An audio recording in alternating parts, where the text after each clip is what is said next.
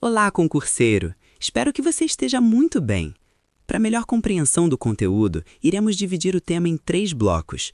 No bloco 1, vamos conversar sobre o que são súmulas e como elas funcionam dentro do Código de Processo Civil. Respire fundo e pense comigo. Você já percebeu que alguns assuntos sempre são decididos da mesma forma pelos tribunais? Por exemplo, questões sobre prazo recursal, honorários advocatícios ou o cabimento de determinado recurso. Quando um tribunal decide repetidas vezes no mesmo sentido, ele pode consolidar esse entendimento em um enunciado. Esse enunciado é a súmula. É como se o tribunal dissesse o seguinte: já analisamos esse tema muitas vezes, nossa posição é esta, e registra isso de forma objetiva. No CPC de 2015, houve uma mudança importante. O artigo 927 determina que juízes e tribunais devem observar determinadas decisões, como as do STF em controle concentrado, as súmulas vinculantes, os recursos repetitivos, o incidente de resolução de demandas repetitivas e também as súmulas do STF e do STJ. Percebe a lógica? O sistema busca estabilidade e previsibilidade. Imagine que você entra com uma ação idêntica a milhares de outras que já foram julgadas. Não faz sentido cada juiz decidir de um jeito diferente. O respeito à jurisprudência evita esse cenário. Agora uma pergunta importante. Toda súmula é obrigatória?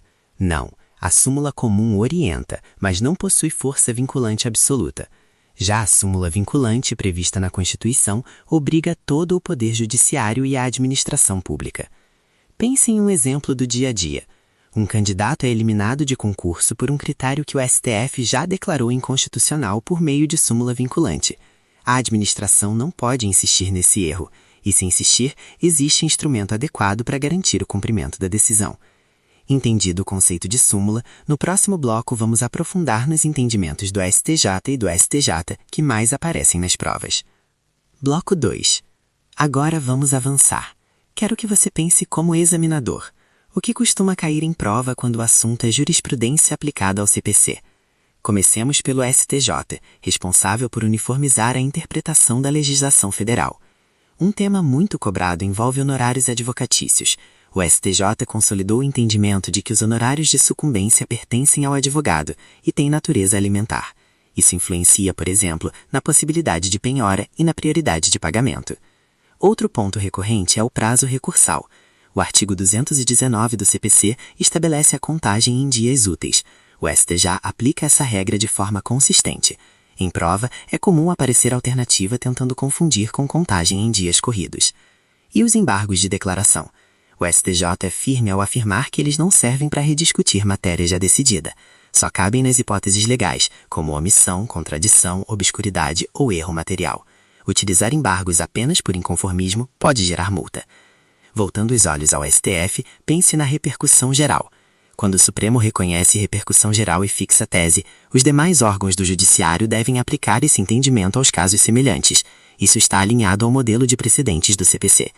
Imagine um contribuinte questionando um tributo cuja constitucionalidade já foi reconhecida pelo STF em controle concentrado. O juiz de primeiro grau não pode simplesmente ignorar essa decisão. Ele deve respeitar a autoridade do precedente. Percebe como a jurisprudência interfere diretamente na vida prática das pessoas? Desde uma ação simples até uma grande discussão constitucional, os precedentes orientam o caminho. No próximo bloco, vamos fechar o tema com foco estratégico em prova. Bloco 3. Chegamos ao momento mais estratégico da nossa conversa. Quando a questão mencionar precedentes obrigatórios, lembre imediatamente do artigo 927 do CPC. Nem toda decisão tem força vinculante ampla, mas algumas têm. Recursos repetitivos, incidente de resolução de demandas repetitivas, súmula vinculante e decisões do STF em controle concentrado são exemplos claros. Cuidado com pegadinhas. A banca pode afirmar que toda súmula do STJ é vinculante. Isso está incorreto.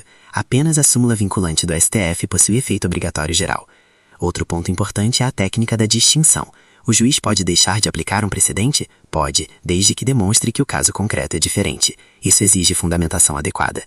Imagine 2 contratos bancários, um firmado antes de determinada alteração legislativa e outro depois. Se o precedente tratava apenas da situação anterior, o juiz pode justificar que o caso atual é distinto. Essa é a chamada distinção. Também existe a superação do precedente, mas ela exige fundamentação robusta e respeito à estabilidade das decisões. Para concursos, não basta decorar o texto da súmula. É preciso compreender como o sistema de precedentes organiza o processo civil e garante segurança jurídica. Pense sempre na lógica do sistema, estabilidade, coerência e integridade. Ao estudar jurisprudência, você não está apenas memorizando entendimentos, está aprendendo como o judiciário funciona na prática, como as decisões se conectam e como isso impacta o resultado das ações. Aqui terminamos mais um bloco. Até o próximo. Se gostou, inscreva-se, curta o vídeo e ative o sininho.